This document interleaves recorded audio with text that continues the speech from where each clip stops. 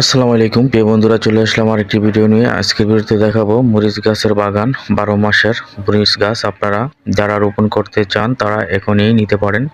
তো আপনারা যারা ছাদে বা বারান্দায়, মাঠের বাসার সামনে যেখানে লাগান না কেন, 12 মাসের মরিচের চারাগুলো লাগায়েন, সারা বছর মরিচ খেতে পারবেন। তো আমার মরিচ গাছের বাগানটা আজকে একটু পরিচর্যা করলাম, তাই ভিডিওটা বানিয়ে নিলাম।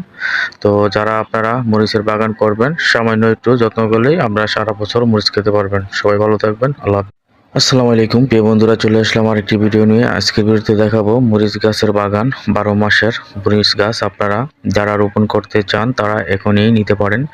তো আপনারা যারা ছাদে বা বারান্দায়, মাঠের বাসার সামনে যেখানে লাগান না কেন, 12 মাসের মরিচের চারাগুলো লাগায়েন, সারা বছর মরিচ খেতে পারবেন। তো আমার মরিচ গাছের বাগানটা আজকে একটু পরিচর্যা করলাম, তাই ভিডিওটা বানিয়ে নিলাম। তো যারা আপনারা মরিচের বাগান করবেন, সামান্য একটু যত্ন করলেই আমরা সারা বছর মরিচ খেতে পারবেন। সবাই ভালো থাকবেন। আল্লাহ হাফেজ।